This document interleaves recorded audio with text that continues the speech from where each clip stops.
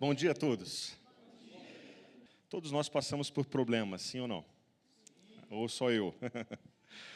O nosso dia está cheio de coisas para resolver e muitas vezes essas coisas fogem do nosso controle, não é? Alguém certa vez disse que a vida é um presente que vem desmontado. E nós temos que ir encaixando uma peça na outra, né? Um enorme quebra-cabeça que dá muito trabalho para encaixar todas as peças. Lá em casa a gente tem, desde pequeno, o hábito de montar quebra-cabeça. Temos esse hobby familiar. Carreguei isso para depois que casei, concluímos agora um quebra-cabeça com 1.500 peças com as meninas. Elas fizeram esse desafio. E lá em casa a gente sempre tem esse hobby. Na minha mãe, se você for visitar a casa da minha mãe agora, tem um quebra-cabeça de 5.000 peças. Já está concluído, porque cada um que vai visitar encaixa uma pecinha. E a gente se reúne em volta da mesa para fazer aquela tarefa. Tem gente que gosta, né? Mas é interessante que quando você está montando o quebra-cabeça, e se você já fez isso, às vezes você se pega olhando para uma peça e jurando que ela encaixa ali. Eu tenho certeza que essa peça daqui não é possível. E você tenta, você coloca e ela não encaixa. E aí você gira e ela não encaixa. Você volta com ela para o monte, pega outra, daqui a pouco você está olhando para ela de novo. Não é possível, eu acho que é ela, eu tenho certeza que é. Parece tanto. E, às vezes, na nossa vida acontece assim, a gente tenta encaixar a peça errada. A gente faz força, a gente gira, mas não dá certo. Podemos jurar que é a peça certa. E muitas vezes não é, e a gente fica envolvido nisso. Isso é o problema. O problema é desse jeito. A gente olha para ele, tenta encaixar, mas parece que não resolve. Parece que as coisas não se encaixam. E a gente fica sem saber o que fazer. Algo que a gente não consegue resolver. Geralmente, nos aniversários, quem é pai aqui, ou Dia das Crianças, ou Natal, eu enfrento uma grande luta. Pelo menos eu enfrentava. Porque, de um lado, tinha os brinquedos desmontados e, do outro, o manual de instrução. Aconteceu com você? E seu filho ganha um presente e ele quer que você monte naquele dia. Ele não quer que seja na manhã seguinte. Ele quer naquela noite. Todos foram embora e ele quer que você monte aquele negócio. E você está com aquele tio, né, que dá um presentinho e vem todo desmontado e você tem que montar peça por peça. Você se prepara todo, pega o seu kit de ferramentas, pega a chave Phillips lá no armário, quando você senta e você olha e era uma chave de fenda. Você fala, mas por que não fizeram com chave Phillips, né? Vai ter que voltar lá para buscar a chave de fenda. Você separa o martelo, a cola e começa o trabalho. Várias horas adentro, encaixando a peça A na peça B, parafusando o D no F e colando o R em cima do Z. E esperando que ninguém perceba que os passos 4, 5 e 6 foram totalmente ignorados, né? Você olha para aquilo e fala, acho que vai dar certo. Seus filhos queriam um brinquedo, que você tem na mão é um projeto de engenharia, né? E o tal manual de instruções parece que foi escrito em outra língua. Já aconteceu? Você olha, você não entende nada. Falando, não é possível, quem fez isso? Mas seria uma boa ideia se os nossos filhos, Mauro, viessem com um manual de instruções preso no dedão, né? Quando nascessem, seria bom demais. Bom, eu tenho 2 adolescentes em casa, então vocês estão vendo qual é o trabalho, né? Eu preciso ser formado em psicologia, medicina, engenharia e fazer pós-graduação em meditação tibetana, para poder dar conta das meninas. E não é fácil, né? A nossa vida é assim. A peça A nem sempre se encaixa na peça B e não adianta forçar. Algumas vezes parece que está faltando uma peça. Os pedaços da vida não se encaixam. E quando isso acontece, nós precisamos levar tudo isso a quem sabe consertar, a quem sabe montar. Precisamos levar os nossos problemas até Jesus. E essa é a mensagem dessa manhã, e se vocês entenderem isso, nós podemos ir embora agora. Está resolvido. Leve os seus problemas até Jesus. Pronto. Mas, vamos trazer então, como eu falei, alguns exemplos, algumas ideias de como pôr isso em prática. E essa mulher que eu quero destacar era uma mulher que conhecia muito bem Jesus. Talvez das mulheres a que mais conhecia. O nome dela é Maria, a mãe de Jesus. E ela levou o problema até ele. Abra sua Bíblia comigo em João capítulo 2. Evangelho de João, capítulo 2. Vamos ler a partir do verso 1.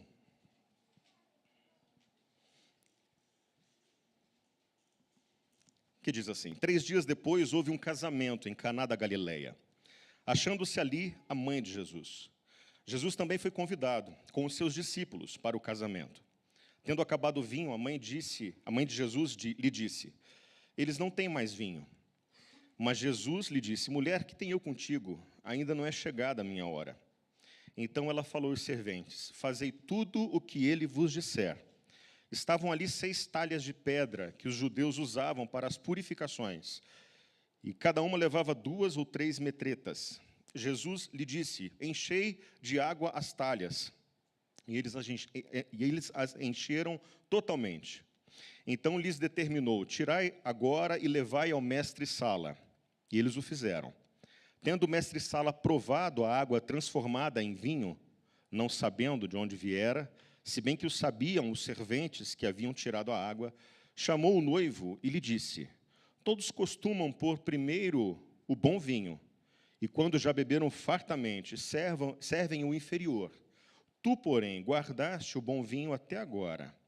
Com este, Jesus deu princípio aos sinais em Caná da Galileia, manifestou a sua glória e os seus discípulos creram nele.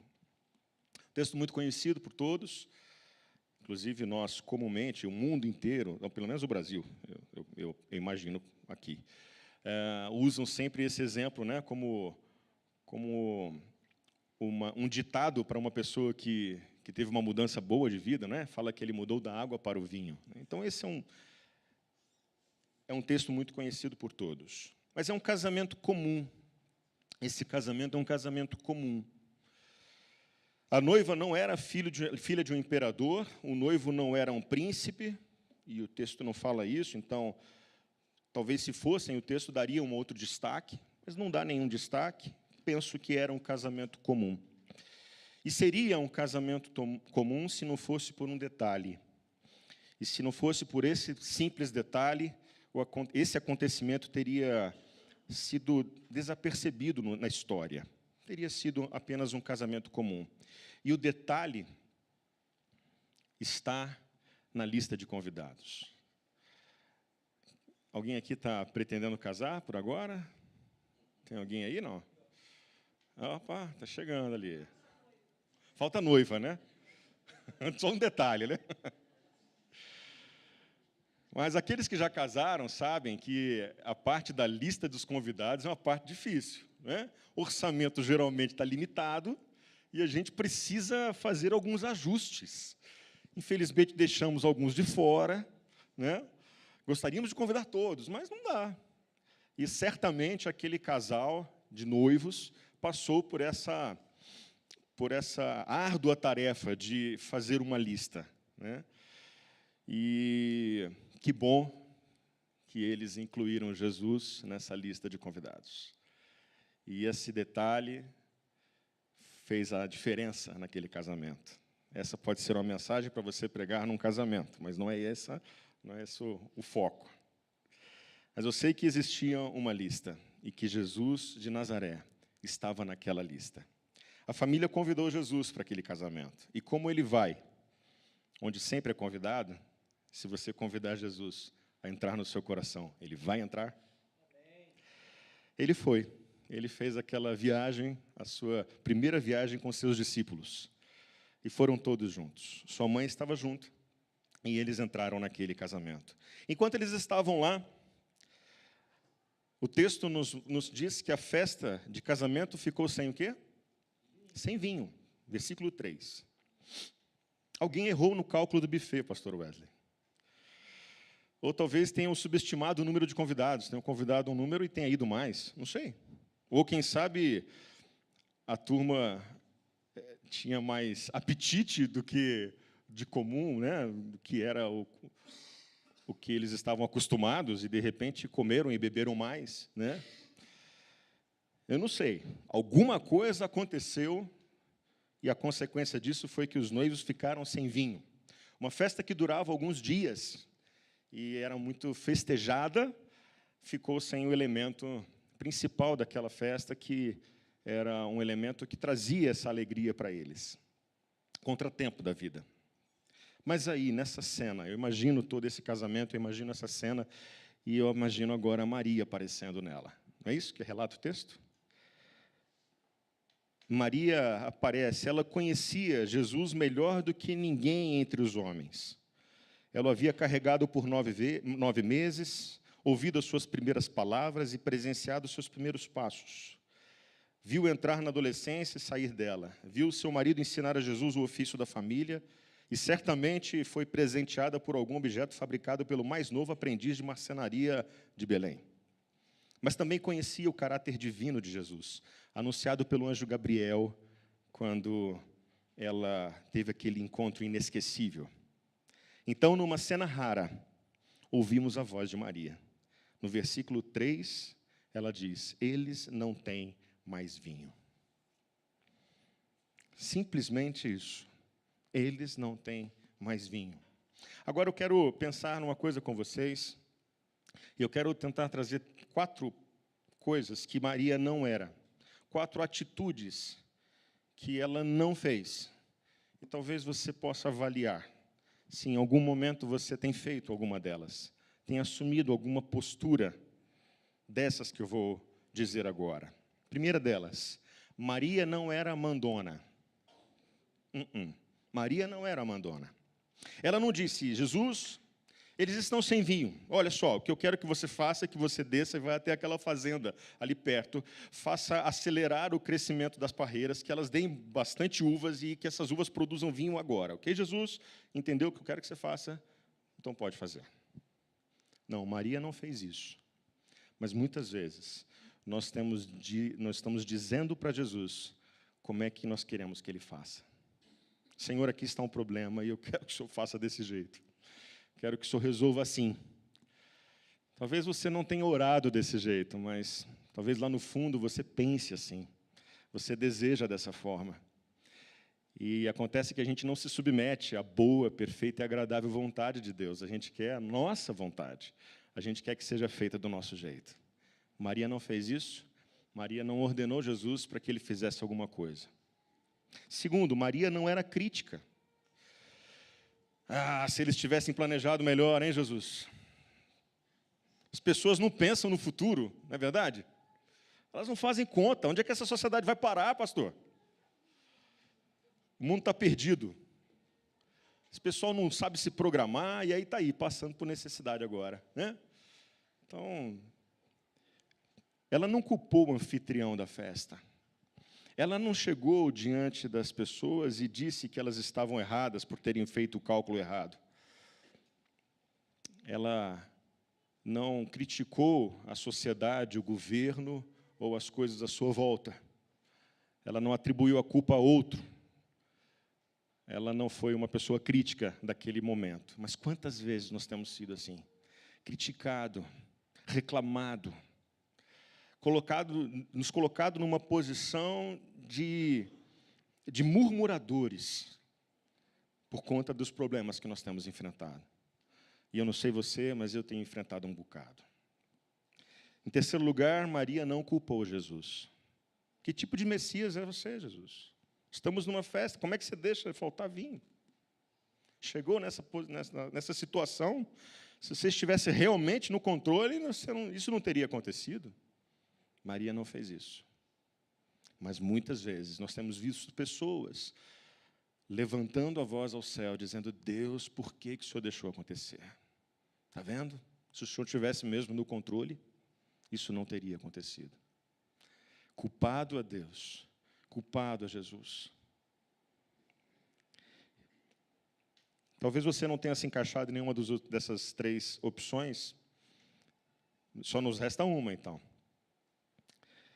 Por fim, Maria não se culpou. Ela não disse: a culpa é minha, Jesus. Que tipo de amiga sou eu? Podia ter orientado o casal, né? Podia ter vindo antes. Podia ter ajudado eles a preparar, né? A olhar as provisões, agora está tudo arruinado e a culpa é minha. Muitas vezes nós nos colocamos nessa situação de nos culpar a nós mesmos pelos problemas que estão acontecendo à nossa volta. Bom, se nós estivermos errado, é bom a gente resolver, mas muitas vezes os problemas que acontecem não são culpa nossa. E agora, o que fazer diante de um problema? Bom, Maria não reclamou sobre o problema. Maria apenas relatou a Jesus. Olha lá comigo novamente no versículo 3. Tendo acabado o vinho, a mãe de Jesus lhe disse: eles não têm mais vinho. Mas Jesus lhe disse: mulher, que tenho eu contigo? Ainda não é chegada a minha hora. Versículo 5. Então ela falou aos serventes: fazei tudo o que ele vos disser. Eu imagino nesse momento Maria se virando e saindo em paz, tranquila. Está lá. Seu rosto está sereno. Como é que é, Rosana? Calmo, sereno e tranquilo. Não é assim? Eu acho que ela deve ter ficado tranquila. Está resolvido. Seus olhos estão calmos, porque ela fez tudo o que ela podia fazer. Ela identificou o problema, trouxe até Jesus e deixou com ele. Pronto. Eu vou repetir. Maria identificou o problema, levou o problema até Jesus e deixou com ele. Ela confiava tanto em Jesus que virou para os serventes e disse para eles: olha, façam tudo o que ele disser. Pense na cena. Acaba o vinho. O texto diz que ela virou para Jesus e disse: Jesus, eles não têm mais vinho. Depois de Jesus ter falado: olha, não é chegada a minha hora, ela ainda assim vira para os serventes e fala: façam tudo o que ele disser. E sai de cena. Está tranquilo. O problema não está mais com ela. O problema está com Jesus. Ela entregou para ele. Ele pode resolver. Ela sabia disso. Ela entrega a Jesus, deixa com ele e sai. Descansa. Então Jesus disse àqueles homens: enchei as talhas de água. Versículo 7. E eles as encheram totalmente. Então lhes determinou: tirai agora e levai ao mestre-sala, e eles o fizeram. Então o mestre-sala prova o vinho, lambe os lábios e diz: que vinho maravilhoso! Então ele levanta a taça e propõe um brinde ao noivo, que, contrariando a regra guardou o melhor vinho para o final. O milagre acontece. O melhor vinho estava vindo no final. A gente aqui no Grão não tem o costume de pedir que vocês repitam as coisas. Não precisa disso. Mas eu quero dizer a você uma frase que muitas vezes vira um jargão aí fora. E às vezes perde até o sentido para nós, porque vira um jargão tão comum, pastor Wesley. Mas eu quero ministrar sobre a sua vida que o melhor de Deus ainda está por vir. Você pode receber isso? Com base nisso que nós acabamos de ler, o melhor de Deus ainda está por vir na sua vida. Aguarde nele, descanse nele, entregue os seus problemas a quem pode resolver, confia nele, e a abundância vai vir sobre a sua vida, eu creio nisso. Uma curiosidade, enquanto o mestre-sala notava a qualidade do vinho, ele falou que era um vinho de qualidade, o apóstolo João nos mostra a quantidade de vinho. É interessante porque tem aqui nesse texto o cuidado de relatar a quantidade de vinho. Foram 6 talhas cheias de água, que se transformaram em vinho. E cada talha cabia aproximadamente 113 litros de vinho. Numa conta rápida, pastor Wesley, são 904 garrafas do melhor vinho de toda a região. Dá para os recém-casados abrir, inclusive, uma revenda e iniciar um novo negócio. Deus faz um milagre completo. Deus vai trazer abundância na sua vida. A provisão, o sustento, vai vir sobre a sua casa. Às vezes o problema não era só a falta de vinho, talvez fosse até inclusive de sustento, mas Jesus traz essa abundância sobre a vida deles, traz sobre nós também. Deus conhece toda a sua casa, toda a sua vida. Deus conhece o problema que você está passando e Ele está totalmente interessado em atuar nesse problema. Desde que você possa entregar isso a Ele, deixar isso com Ele, Ele vai resolver. Quantos problemas nós poderíamos evitar se fôssemos primeiro a Jesus? Talvez a indústria de medicamentos, pastor Wesley, pastor Daniel, sofreria uma baixa muito grande, né, nos antiansiolíticos, né? Porque se todos levassem seus problemas para Jesus, acho que a ansiedade diminuiria bastante, sim ou não? Esses dias eu procurei o pastor Daniel com dor na coluna. Uma dor que me acompanhava durante alguns anos já. Aproximadamente uns 5 anos eu venho sofrendo de dores na coluna. E até tinha um motivo para ter essas dores, né? Mas não era um motivo tão grande assim. Eles olhavam e falavam, Ricardo, você não é possível, você está sentindo esse tanto de dor. E só eu sabia o tanto de dor que eu sentia. Então, o pastor Daniel falou, eu vou te indicar um médico, que é um especialista em dor. Vai lá nele, né, faz uma consulta com ele. E eu fui me consultar com esse médico. Bom, primeiro que ele olhou meus exames e não gastou nem 5 segundos olhando meus exames. Ah, muito bem, tá, botou de lado. Eu falei, não quer olhar de novo? Acho que tem problema aí, né? Ah, tá bom. Ó, você vai fazer esse exame, tal, me examinou, fez o exame, né, em mim, e falou, ok, então você vai fazer esses exames que eu vou te pedir e vai tomar esses medicamentos. Falei, joia, vai vir um que eu nunca tomei, né? Vai ser morfina, deve ser, porque eu estou com muita dor. E aí, saí dali, ele me passou um ansiolítico e um remédio para dormir. Eu falei, cadê o de dor? Aí passei para a foto. No caminho, né, no trânsito ainda, passei para o pastor Daniel. Cadê? Pastor, não é possível, o homem errou. O cara me passou um ansiolítico, eu não sou ansioso, quase nada, e um remédio para dormir. Mas não é possível, pastor. Ele falou, toma, meu irmão, toma, fique tranquilo. Eu relutei, né? Relutei um pouquinho, falei, não é possível, eu não preciso disso, né? E comecei a tomar o remédio. Uma semana depois, Marquinhos, as dores saíram como se tivesse tirado pela mão, assim, ó, arrancado.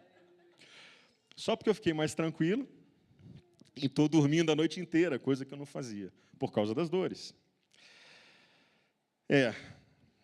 Levar os problemas até Jesus é como tomar um remédio para dormir, sabe? A gente deixa com Ele, a gente fica tranquilo e Ele resolve. Ele tira a dor, Ele traz seu filho de volta, Ele converte seu marido, Ele pode te dar o emprego, trazer o sustento para a sua casa, aquilo que rouba o seu sono. Ele é esse bom remédio para dormir. Quando nós entregamos para Ele o problema. Quando nós deixamos com Ele aquilo que atormenta a nossa vida. Ele traz calma para nós, nosso dia fica tranquilo, porque ainda que o problema exista, e ele existe, ele está nas mãos daquele que pode resolver. Você crê nisso? Amém. Agora você pode estar pensando, tá bom, Vancini, mas se eu for levar meus problemas para Jesus toda vez, eu vou precisar ficar falando com Ele o dia inteiro, né? E esse é o ponto. Ele quer que você fale com Ele o dia todo. Ele quer que você conte para Ele todo o seu dia. Ele quer que você relate para Ele todos os seus problemas. Ainda que você precise ficar na presença dEle todo o tempo, não tem melhor lugar para estar. Não tem outro lugar para estar. Fique na presença dEle, conte para Ele. Mostre para Ele o que está acontecendo. Ele quer ouvir você. Os pais que aqui estão podem concordar comigo que é tão bom quando a gente ouve o nosso filho ou nossa filha contando para a gente um problema, sim ou não? Às vezes eles passam, olha, eles vão crescendo, né? E aí às vezes ficam um pouco mais independentes, mas é tão bom quando eu pego a minha Débora, de 13 anos, me contando um problema na escola, que ela está com dificuldade. Coisa que ela poderia ficar para ela. Às vezes ela não quer nem que eu resolva, ela quer apenas desabafar, né? Tenho certeza que o Senhor Jesus quer ouvir de você o problema. Ele quer ouvir você relatar o que está acontecendo com você. Conta para Ele, gasta tempo com Ele. Separa um momento do seu dia para estar com Ele, para conversar com Ele, para dizer o que passa com você. Filipenses capítulo 4, versos 6 e 7 diz: não andeis ansiosos de coisa alguma. Em tudo, porém, sejam conhecidas diante de quem? De Deus, as vossas petições, pela oração e pela súplica, e com ações de graça. E a paz de Deus, que excede todo entendimento, guardará o vosso coração e a vossa mente em Cristo Jesus. Antes de qualquer coisa, que sejam conhecidas diante de Deus aquilo que tem nos tirado a paz, aquilo que tem provocado ansiedade em nós. Isso através da súplica e da oração, como diz Paulo aos Filipenses. E ele conclui: o Deus de paz, derramará sobre você a sua paz e guardará o seu coração. Olha o remédio para dormir. E a sua mente, olha o remédio para a ansiedade. De todo esse conflito que você tem passado no seu dia. Igreja, nós precisamos aprender nessa manhã que nós podemos confiar no Senhor, que nós devemos confiar nele, que não tem outra pessoa para quem nós precisamos contar os nossos problemas, primeiramente, a não ser para o Senhor. Às vezes a gente está buscando tantas outras soluções, a gente reclama, a gente busca resolver do nosso jeito, a gente quer, inclusive, dar ordem para Jesus, para Ele fazer de como a gente quer, do jeito que a gente acha que é o melhor. Mas hoje o Senhor está querendo dizer: entrega para mim, deixa comigo, eu vou resolver isso. Um problema que não foi abordado em oração é como um espinho encravado na pele. Sabe aquela farpa que entra, né, no dedo? Primeiro inflama, depois infecciona o dedo, depois a mão e, por fim, o braço inteiro. É melhor ir direto em quem tem a pinça, não é, Sebastião? Ele tem, ué. Manda, Senhor, arranca para mim, resolve isso, né? Pergunto a você, uma oração pode mudar tudo? Talvez. Pode ser que mude. Ou talvez, pode ser, quem sabe, que você precise fazer mais de uma oração, 2 ou 10. Mas, pelo menos, o problema estará com aquele que pode resolver. Talvez você vai precisar ficar orando um ano inteiro. Não tem problema. Busque Ele em oração. Busque o Senhor em oração.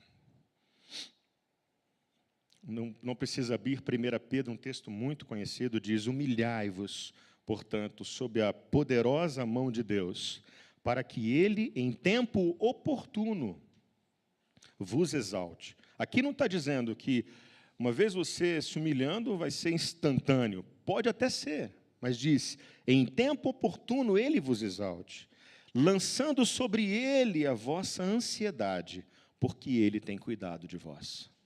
Humilhai-vos sob a poderosa mão de Deus, para que Ele, em tempo oportuno, vos exalte, lançando sobre Ele toda a vossa ansiedade, porque Ele tem cuidado de vós. Você está passando por um problema?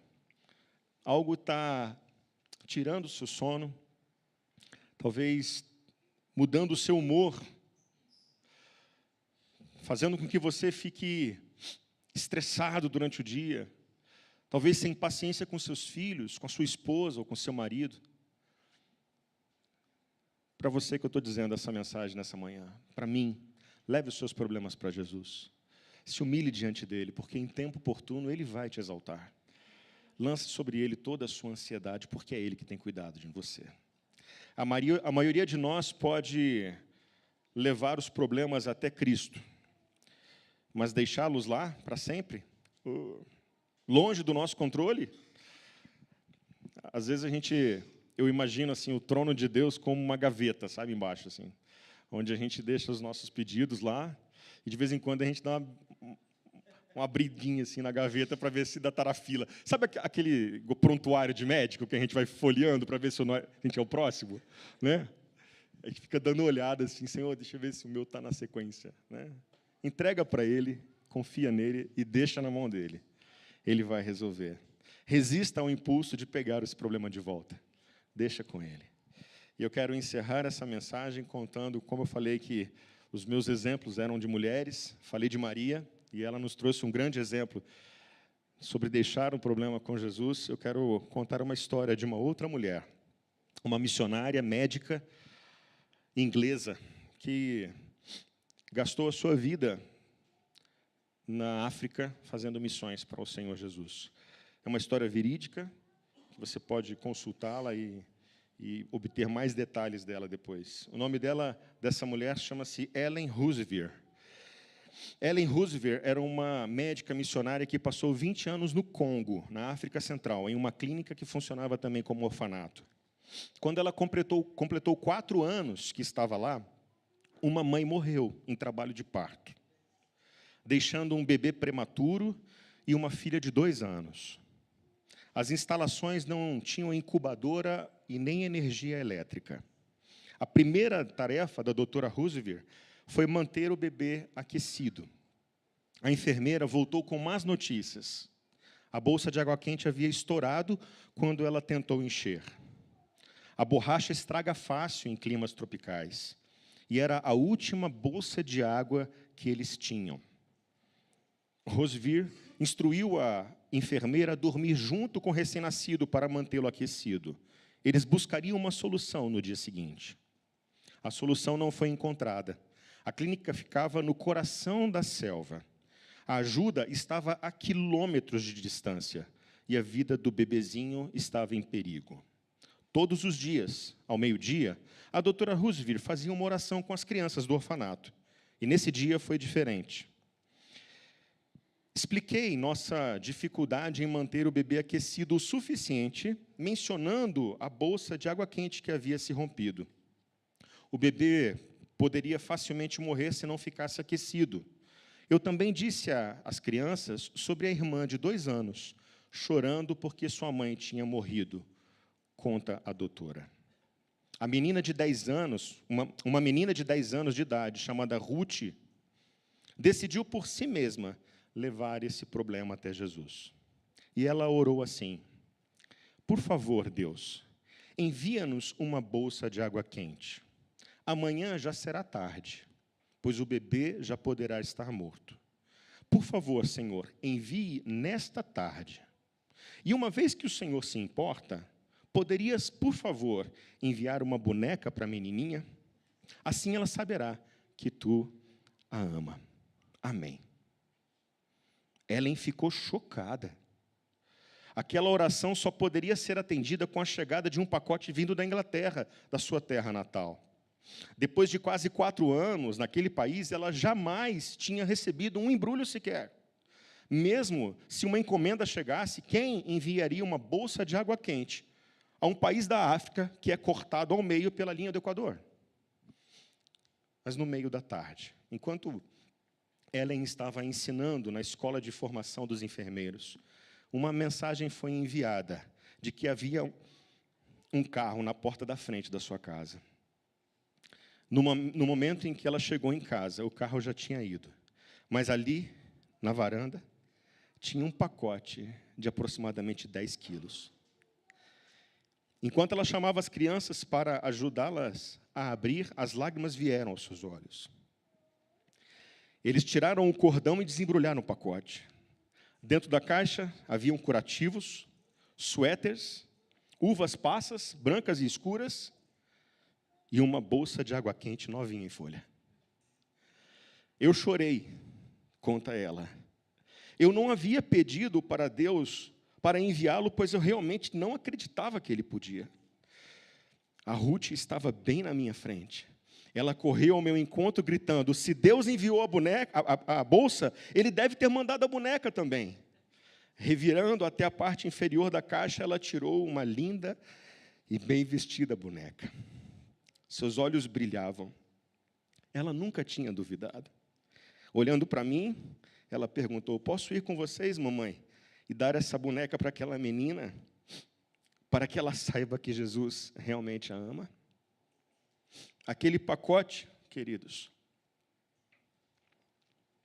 improvável de chegar naquelas condições, tem mais um detalhe sobre ele.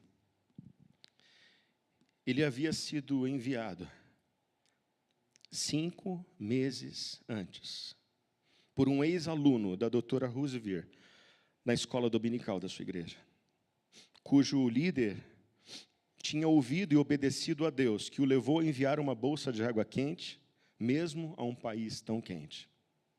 Uma das jovens daquela classe tinha colocado uma boneca para uma criança africana, 5 meses antes, em resposta à oração que uma criança de 10 anos de idade ainda iria fazer. Você está passando por um problema? Entregue ao Senhor Jesus. Entregue a Ele, porque Ele pode fazer o sobrenatural, aquilo que a gente não vê. 5 meses antes, aquele pacote foi postado para responder uma oração que ainda ia ser feita. Talvez você está retendo isso, achando, isso aqui eu dou conta. Talvez o pacote já foi postado, já está no correio. Ora ao Senhor, clame a Ele, porque a resposta está vindo. Sobre esse texto, sobre esse exemplo, existe um versículo bíblico. Talvez você nunca tenha lido ele. Talvez você nunca tenha se atentado. Por isso eu vou querer que você abra em Isaías, capítulo 65.